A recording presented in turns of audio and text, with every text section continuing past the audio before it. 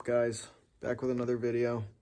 This is going to be the second video in my how to weld stainless steel exhaust pipe series. Today we're going to be going over torch setup, machine setup, settings you want to run, gas flow, cup selection, torch selection, tungsten, all kinds of stuff like that. So we're going to start out with showing you guys my settings for stainless exhaust pipe. Sorry, my camera's a little shaky. I'm holding it with my hand here, but we're going to start out with settings on the machine. Then we'll move over here, go over cups and such, gas flow, and tungstens. All right, so I'm going to talk kind of loud so you guys can hear me over the machine. But this is my Square Wave TIG 200. This machine is not all decked out with settings like this one is, but it's a lot simpler to run, a lot easier, and it does pretty well. So, got our amps here. Usually I run on 065 stainless. You'll catch me running 62 amps. I've got my pulse set. I max it out on the machine to 20 pulses per second, which really helps to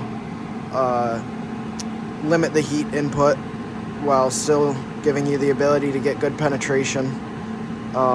So I run 20 pulses per second. We're running DC, and that's about it for those settings. Pretty simple machine. Some other machines have more settings. You can have more variability with the pulse. You can adjust, like this machine has background current, pulses per second, and percent on time. This one, it's preset, I believe, to 50% background current and 50% on time, I think. I'm not sure on that. But yeah, so these are good settings. If you want, you can start out, and honestly, I'd recommend starting out at 55 so you can move slower, not put so much heat into the part. And as you get used to it, you can turn it up. You can check your penetration, make sure it's good. If it's not, you can turn it up and just go up 1 or 2 amps at a time until you find where you like it. That's what I did. I started at 55, moved up slowly to 62. As you move faster, you can use more amps, or I should say, as you use more amps, you can move faster. But yeah, that's about it. DC, you got your torch in the negative, ground in the positive. Got a pedal on this one. You can use a hand control of some kind, but I prefer the pedal. So let's move over here and look at some cups. All right, so before we go to cups, we've got a few different torches here. This is a number 20, CK20 flex head. This is a water-cooled torch. These are good for 250 amps, I believe, which is pretty overkill for stainless exhaust pipe. So we're going to set that one aside. Second torch I got here for you is a number 9 flex head, which is good for 125 amps. This is air-cooled. The only difference between the number 20 and the number 9 is that the number 9 is air-cooled and the number 20 is water-cooled. This is my go-to. You don't need water-cooled. It's overkill, like I said.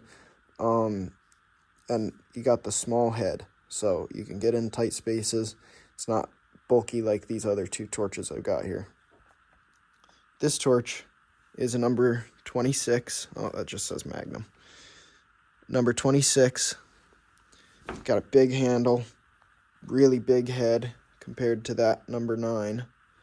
And it uses different consumables. It uses these consumables as opposed to these consumables. So your 17, 18, and 26, this is a 17 right here. 17, 18, and 26 will all use the consumables on the right. And then your 9 and 20 we'll use these ones on the left. So we'll set this one aside and we'll take a look at the 17. Number 17.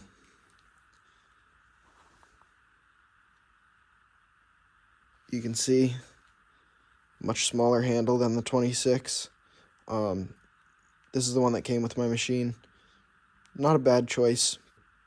I think this is good for 150 amps. I might be wrong on that. But use the same consumables as the number 26. And it's not a bad torch, but the head, again, is a little big. So it's nice to have that number 9 to get into tight spaces. All right, moving over to consumables and such. These are the 17, 18, 26 consumables. You can see these gas lenses are bigger, a little different. The torch heads are different. And the collets are a bit bigger than these. These are a different style. These are split collets, I think. Split collets and wedge collets. The wedge collets are a little less prone to jamming up. And they last a little bit longer, I've heard. I haven't used the split collets for a very long time to see how long they last, but I've been using these same wedge collets for a while, and they've been doing really well. So I'm going to put this away because this isn't what we're mainly focused on. We're going to focus on the number 9 and 20, mainly just the 9 because you don't really need the water-cooled. But we're going to focus on those consumables. All right, so what I got in front of us here is the Ferric TIG Arsenal, I believe it's called. I'd highly recommend picking up this kit if you're getting started in TIG. It's like $250, but it is so worth it. And it comes with stickers. I've got them all over my one of my welding helmets. But, so I told you about the wedge collets here. I've got my other 2 in here. So it comes with back caps of all sizes. You get these O-rings for the glass cups. These are for installing these diffusers into the cups. This does not come with the kit. This I bought separate. That's for doing aluminum. Get your collet bodies and your gas lenses for all different size tungstens. 16th, 3/32, and 1/8. So mainly what I'm going to be talking about is the cups. So you can see here it comes with this stuff, some information about gas flow. You can take a screenshot of that if you like. It's helpful information. I'm also going to give you some rules of thumb for gas flow and for stick out.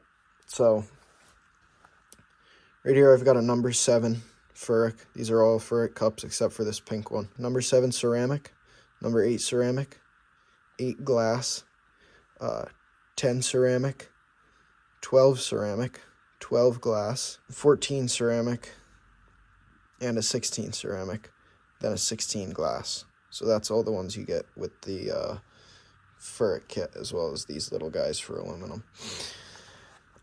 This cup is what I use for titanium. This is a number 24.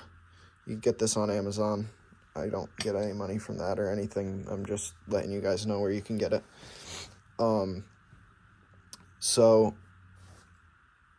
the basic rule of thumb, which I have actually modified a little as I've been welding, is I was told 2.2 to 2.5 times your cup diameter. So your diameter is 24 or 16 or 14 or 12 or 10 or 8 or 7. So a number 16 cup is 16/16 of an inch. Number 14 cup is 14/16 of an inch. A number 12 cup like this is 12/16 of an inch. 10/60, you get the point. But what you do is you take that to find your gas flow. You take that number and you multiply it by 2.2 on the low end and 2.5 on the high end. 2.2 being the minimum gas flow, 2.5 being the maximum gas flow. I've actually found that it's more like 2 to 2.5, so your minimum, you'll usually be fine with 2 times your cup diameter as gas flow. So if you're running like this number 16 that I run a lot for stainless, actually like all the time, I actually run the glass 16, which just provides a little bit extra visibility. I wouldn't say, it's not like you look through that cup or anything, but it just makes it a little brighter than the ceramic cups here. I usually go on the high end because I run my stick out as high as I can. So you take this number 16, you multiply that by 2, gets you 32. So your minimum gas flow you want to run for good coverage is 32 GPH.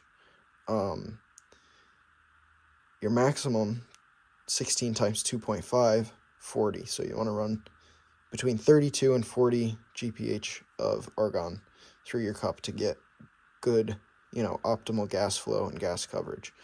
Now, that does depend, the way that you want to decipher on whether or not you should use the minimum or the maximum is your stick out.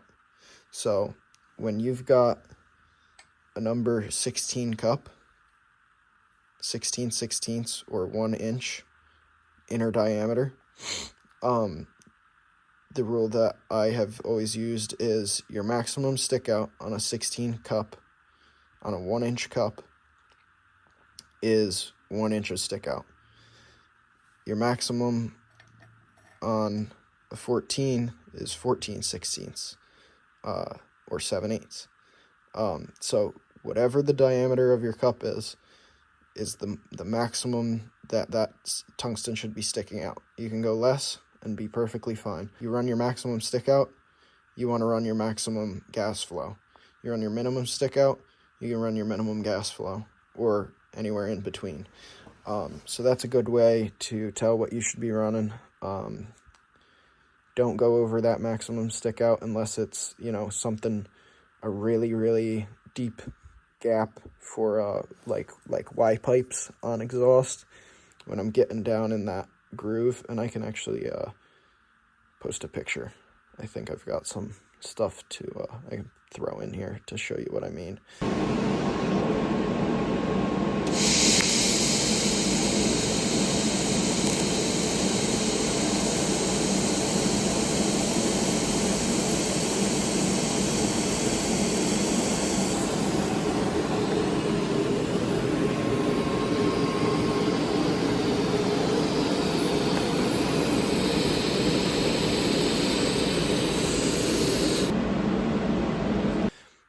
Sometimes you'll need a little more stick out to reach down in there, and you can just bump your gas up a little bit to reach, but generally you don't want to go over that maximum stick out and that maximum gas flow, because you'll just be wasting gas, or you'll be getting bad coverage if you go over the maximum stick out. So you can see here, this number 7 I hardly ever use. Number 8, I use on, just little welds that don't really have to be shielded in pretty colors, or aluminum. I use that on as well sometimes. This glass one I don't think I've ever used. I've used this one a little bit. 12's good. 14 I don't use a whole lot. 16 I use a ton, but the glass, I don't use the ceramic a lot. I use the glass one for my stainless. And then this 24 I use for my titanium work, because titanium loves a lot of coverage. So then we'll go over here to tungstens. You can see here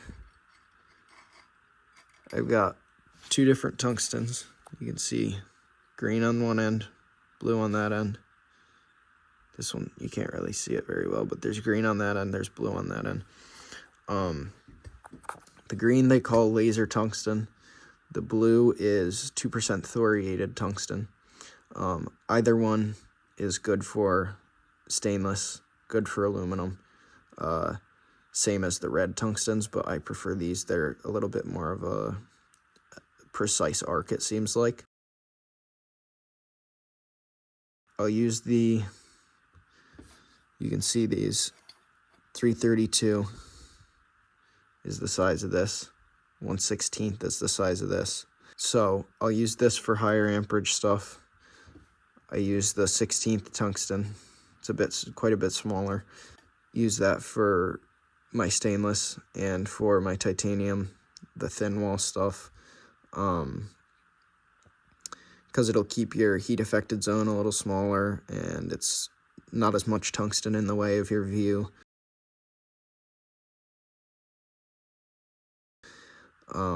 So you can see I've got also different sized wedge collets for both. It's a smaller wedge collet in that one than in this one. And all this stuff comes with the Furic starter kit, or Furic Arsenal kit. It's one of the two, Arsenal or starter kit, but you can find it on his website. They're great stuff. I'm sure you guys have heard of Furic if you've been doing this at all.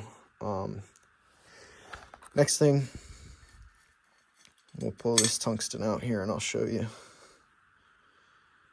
Got a nice long tip on that. Long, sharp tip.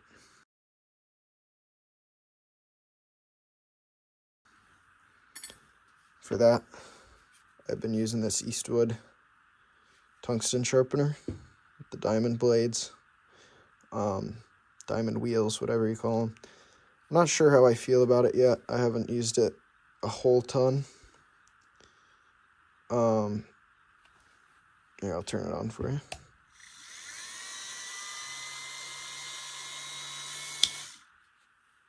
It works, and it's a very clean grind, and it helps your tungstens to be a little more precise, not wander as much, so you have more control. I'm not sure about the power and the batteries of it yet. I have to play around with it more, and I can get back to you guys maybe with a review video on what I think about that. Talk about back caps a little bit. I don't see any reason to run a cap this long. This one, if you've got a real long piece of tungsten, I guess. This one's good. It's short. It gives you something to kind of hold on to. And you can fit a long enough tungsten. I cut mine in half or shorter, just to preserve them. Have them to switch out. You can see over here, I've got a whole bunch, and then these ones, and then more packs down there. So yeah, I run these medium back, or these small medium back caps most of the time. These little baby guys are really nice for getting into tight spots, and with the number 9 torch and a stubby gas lens, you can get into pretty much anywhere. So that's very nice. I'll take you over to my gas bottles and show you my how I flow my gas. So right here we've got a dual flow meter.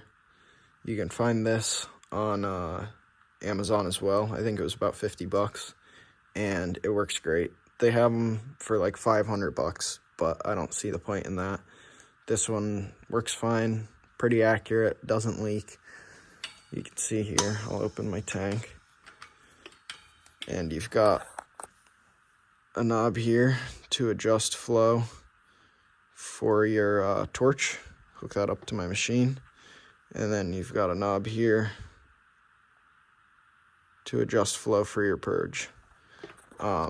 Super nice to have them off one bottle. When you have them on 2 bottles, I feel like that would get a little annoying. But got my purge line here. Just comes right over here to my purge plug. I got all those purge plugs to switch between. Well, that'll be another video. Full video on how to purge will be coming up. So yeah, I mean, that's about all for your machine setup, for your torch setup. If you guys have any questions, leave them in the comments. If you learned something, drop a like, hit the subscribe button. I think I said this in the last video, but I've got about 8 to 12 more videos on how to get a really nice stainless weld coming in the future. So if you want to learn, it's great information. Hit subscribe, give it a like, and I'll see you guys in the next video.